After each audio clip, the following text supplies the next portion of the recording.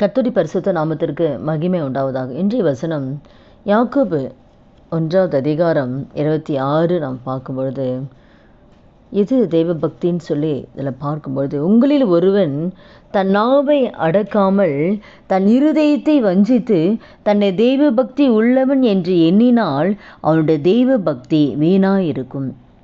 அப்போ நான் தெய்வ பக்தியாக இருக்கேன்னு நம்ம நினைக்கிறோம், ஆனால் நம்முடைய வாழ்க்கையில் அந்த நாவை அடக்கிறதே கிடையாது. நம்ம நாவை அடக்காமல் நம்ம இருதயத்தை நம்ம செய்த தவறை உணராமல் இருதயத்தை நம்ம வஞ்சிக்கிறோம். உணர்வுள்ள இருதயம் நமக்கு இல்லாமல் இருதயத்தை வஞ்சித்து நாவை அடக்காமல் தவறு செய்கிறோம், நாவில் தவறு செய்கிறோம். ஆனாலும் அந்த இருதயத்தை நாம் செய்த தவறை உணராமல் வஞ்சித்து தெய்வ பக்தியாக இருக்கும் நம்மனால நினைக்கிறோம். அந்த தெய்வ பக்தி என்னன்னா வீணுன்னு சொல்லி வேதத்தில் பார்க்குறோம். அந்த தெய்வ பக்தி வீண். நாவு தாங்க நம்முடைய வாழ்க்கையில். அதுலேயே நம்ம 3வது அதிகாரத்தில் நாவை குறித்து பார்க்கும்போது 3:5 நம்ம பார்த்தா, நாவானது சிறிய அவயமாக இருந்தால் கூட பெருமையானது பேசும். அந்த நாவில் தான் எல்லா பாவமும் அந்த நாவில் தான் அடங்கியிருக்கு. நாவு சிறிய அவமாக இருந்தாலும் பெருமையாக பேசும். நெருப்பு, நாவை நெருப்பு, அது அநீதி நிறைந்த உலகம். அந்த நாவு வேதத்தில் எப்படி போட்டிருப்பார், அநீதி நிறைந்த உலகமாக அந்த நாவு. நம்முடைய அவயங்கள் அந்த நாவு நம்ம சரீரத்தை கரைப்படுத்துதான். நம்ம சரீரத்தை நம்ம பேசுகிற வார்த்தைனால நம்ம சரீரம் தீட்டுப்படுது, நம்ம சரீரம் கரைப்படுது. நம்ம ஆயுள் சக்கரத்தையே கொளுத்திருதான், நம்ம ஆயுஷ் நாட்களே முடிக்க வைக்குது. நம்ம நாவு நரகத்துக்கு கொண்டு போகிறது நாவு தான். யாராவது யோசிக்கிறோமா? இவ்வளோ நம்ம பேசுகிறோம், நிறைய பேசுகிறோம். ஆனால் அந்த நம்ம பேசுகிற நாவுனால நம்ம நரகத்துக்கு போக நம்ம யோசிச்சிருக்கோமா? அந்த நாவு நம்ம சரீரத்தை கரைப்படுத்த யோசிச்சிருக்கோமா? நம்ம பேசுகிற ஒவ்வொரு வீணான வார்த்தையில நியாயத்தீர்ப்பால் கணக்கு ஒப்பிக்கிறோன்னு வேதம் சொல்லுதே. சொற்கள் மிகுதில் பாவம் இல்லாமல் போகாது, தன் உதடுகளை அடக்கிறன் புத்திமான் என்ற வேதம் சொல்லுதே. நீ ஜாஸ்தி பேச அதில் பாவம் இருக்குன்னு சொல்லுது வேதம். சொற்கள் மிகுதால் பாவம் இல்லாமல் போகவே போகாது. அதிகமாக பேசினா ஏதாவது ஒரு பாவம் இருக்கும். அதனால தான் பேசாது. பேசாமல் இருந்துட்டால் பிரச்சனையே வராது. நல்லது கூட பேசாமல் இருக்கிறது ரொம்ப நல்லது. அதுதான் தாவீது சொல்ல, நான் நலமானதும் பேசாமல் அமர்ந்திருந்தேன். அதனால தான் என் வாய்க்கு கடிவாளத்தை போடுங்க ஆண்டவர், என் வாய்க்கு காவல் வைங்கன்னு சொல்லி தாவீது கேட்பார். நம்ம பேசுகிற வீணான வார்த்தைகளுக்கு கணக்கு சொல்லணும். உன் வாயின் வார்த்தையில் தான் நீ நீதிமான குற்றவாளின்னு ஆண்டு தீர்ப்பாராம். நீ வாயை வச்சு தான் நீ நீதிமான குற்றவாளின்னு ஆண்டவர் தீர்ப்பார். அப்போ எல்லாம் எங்கே வந்து நிற்கிது? வாயில் தான் நிற்கிது. நம்ம நீதிமானா குற்றவாளியா எல்லாமே நம்ம நரகத்துக்கு போகிறது, நம்ம சரீரம் தீட்டுப்படுறது எல்லாமே எங்கே பார்த்தோம்னா அந்த நாவு தான். சின்ன நாவு தான், சின்ன அவயம்தான். பெருமை அதில் தான் வருது. மற்றவங்களை தூஷிக்கிறது அதில் அந்த நாவில் தான் வருது. மற்றவங்களை குறை சொல்கிறது அதில் தான் வருது. அதில் தான் சபிக்கிறோம், அதில் தான் ஆண்டவரை துதிக்கிறோம். நாவில் தானே ஆண்டவரை துதிக்கிறோம். ஆனால் அதே நாவில் என்ன பண்ணுறோம்? மற்றவங்களை சபிக்கிறோம், மற்றவங்களை தூஷிக்கிறோம். அந்த நாவில் தான் சண்டை போடுறோம். ஒரே நாவு தானே எல்லாமே செய்யுது. ஒரு கணத்தில் ஏதாவது ஒன்று தான் இருக்கணும், 2 இருக்கக்கூடாது.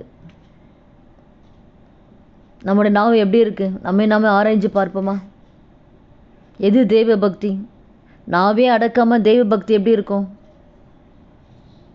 இந்த நாளில் கூட சாவுக்கு ஏதுவான விஷம் நிறைந்தது அந்த நாவை அடக்க ஒரு மனுஷனாலும் கூடாது.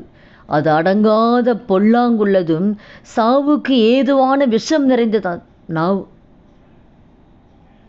அப்போ இப்படிப்பட்ட ஒரு பயங்கரமான ஒரு அவயத்தை நாம் எந்த அளவுக்கு ஜாக்கிரதையாய் அந்த நாவை நாம் கை கொள்ளணும்.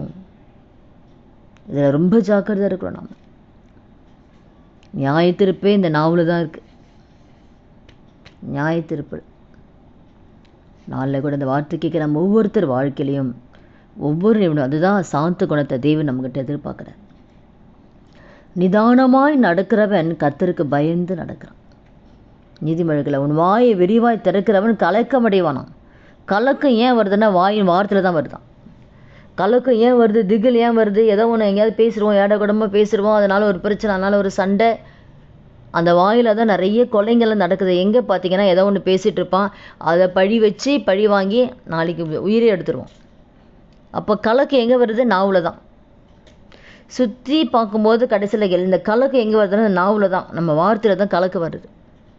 ஏன் குடும்பத்தில் பிரச்சனை, ஏன் சண்டை, ஏன் பிரிவினை? நாவு தான். ஏன் விட்டு கொடுக்க தன்மை இல்லை? நிறைய குடும்ப பிரியத்துக்கு காரணம்னா நாவு தான். மன்னிக்கிற தன்மை இல்லை, பேசுகிறது நாவில் தானே பேசுகிறோம். நம்ம பேசுகிற வார்த்தை மற்றவங்க இருத்தை துக்கப்படுத்துது. எத்தனை பேர் அந்த வார்த்தையை தாங்க முடியாமல் மறிச்சிருக்கிறாங்க. அதனால் கூட இத்தனை பயங்கரமான ஒரு நாவில் நாம் எப்படி நடந்துக்கிறோன்னு சொல்லி நாமே இந்த நாளில் ஏனோ தானோ ஒரு நாள் ஆண்டோட வார்த்தை வருது, ஏனோ தானோ என்ற இந்த வார்த்தையை தயவுசெய்து கேட்காதீங்க. இந்த வார்த்தை ஒவ்வொன்றும் ஆண்டருடைய வார்த்தைங்க. இந்த வார்த்தையை நம்ம கூட ஆண்டவர் பேசுகிறாரு. இந்த வார்த்தை நம்ம இருக்கிறோமா? நாமே ஆண்டவர் யார் மூலமான கர்த்தர் பேசுவார். ஒரு கழுதை வச்சு கூட பேசுவார். வார்த்தையை உதாசீனப்படுத்திடாம, ஆண்டவரே இந்த வார்த்தை விட நான் நடக்குனான்னு சொல்லி நம்மை ஆராய்ந்து பார்த்து அதை நம்ம சரி செய்து கொள்ளும்போது அதனால் வருகிற எல்லா தீமையிலிருந்து கர்த்தர் நம்மளை மீட்டெடுப்பார். எச்சரிப்பை யார் மூலம்னு கொடுக்கலாம். எதையுமே அற்பமாக நினச்சிடாதீங்க. கர்த்தர் பேசன்னு சொல்லி நம்மளோட என்ன குறை, நம்மளோட நாவுனால நம்ம என்ன தவறு செய்கிறோம், நம்ம எப்படி நடக்கலாம், நாமே ஆராய்ந்து ஒப்பு கொடுக்கலாமா? துதிகள் மத்தியில் வாசம் செய்கிற நல்ல தகப்பனே, இயேசுவின் நாமத்தில் நம்முடைய சமூகத்தில் வருகிறோம். இந்த வார்த்தை கேட்குற எங்களை ஒவ்வொருத்தர் வாழ்க்கையில் ஆண்டவரே, நாவை குறித்து நாங்கள் பார்க்கிறோம் அப்பா, எத்தனை பயங்கரமானது ஆண்டவரே. நாங்கள் இதெல்லாம் உணராதபடிக்கு ஆண்டவரே, நாவுனால் எத்தனை பாவம் செய்கிறோம். இந்த வேலை எங்களை ஒவ்வொரு கரத்தில் ஒப்பு கொடுக்குறோம் ஆண்டவரே. இந்த நாவுனால் எந்த காரியத்தை நாம் துக்கப்படுத்தி இருக்கிறோம் அப்பா. எந்த வீணான வார்த்தைனால எந்த காரணம் நாங்கள் குற்றவாளியாக நின்று கொண்டு இருக்கிறோம் அப்பா. தயவாக எங்கள் ஒவ்வொருத்தரையும் கர்த்தர் மன்னித்து எங்களை சுத்திகரித்து எங்களை பரிசுத்தப்படுத்தி இனி வருகிற நாட்களில் ஆண்டவரே அப்பா, நாவில் வாயின் வார்த்தை நாங்கள் ஜாக்கிரதையாக இருக்கக்கூடிய கிருபை கொடுங்க.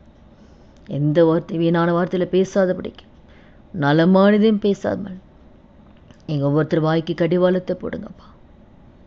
எங்கள் உதடுகள் வாசலை கர்த்தர் காத்துக்கொள்ளுங்க. உண்மை போல எங்களை மாற்றுங்க ஆண்டவரே.